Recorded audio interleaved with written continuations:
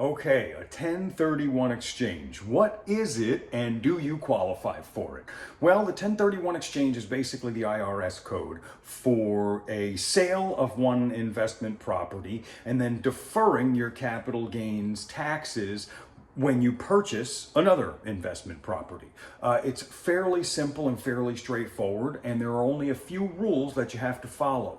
Now, one of the rules, and probably the most important rule, is you need to use a qualified intermediary. Now, this qualified intermediary holds your funds in escrow, and then when you purchase your new investment property, they will utilize those funds and help with the transfer into the new investment. So that's number one. You do not want to touch the funds. You don't want to hold them in your personal account. You don't want to hold them in your business account, because if you do, this now puts the transaction into a whole other set of rules, and it may disqualify you from a 1031 exchange. So rule number one, most importantly, make sure those funds go with a qualified intermediary.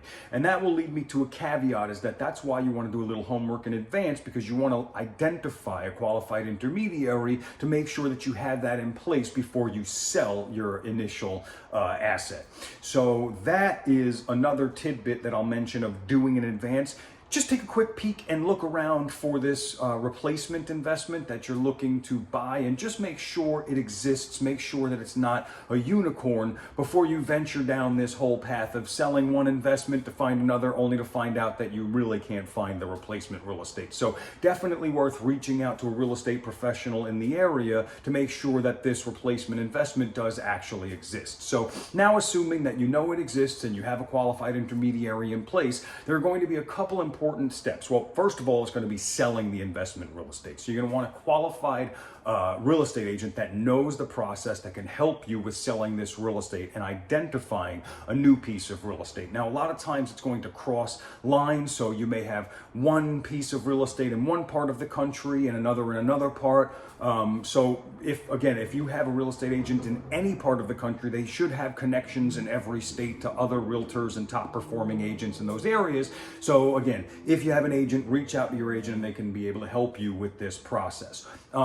Assuming that you have all of that lined up, now you sell your initial investment property. Now, the rule is that the exchange has to be a like-kind exchange, which basically means it has to be investment real estate. It can't be a second residence for you. It can't be a vacation home. Definitely can't be a primary residence. This has to go back into investment real estate. So for our purposes, like-kind exchange means investment real estate sold for investment real estate. Now, it can cross boundaries, so it can be commercial real estate, residential real estate, any mix of the sale and buy, as long as the real estate is for investment purposes. Now, once you do sell that real estate and the qualified intermediary is holding your escrow funds, there are a couple stages that are important. So first stage is you're going to have 45 days from the time that you sell your initial investment property.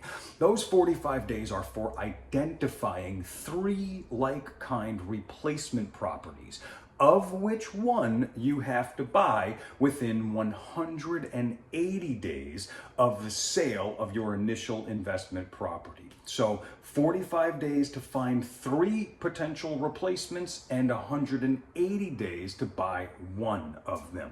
Once that's done, you are done. Your accountant will have to file some paperwork with the IRS, and that is how you defer capital gains on your investment real estate. So hopefully that was helpful. Don't be scared of the process. It's a pretty simple, straightforward process, just with a few important caveats and a few important rules that you have to follow. So again, hope that was helpful. If there's anything I can do to be of service, you guys feel free to drop me a line. It's always my pleasure.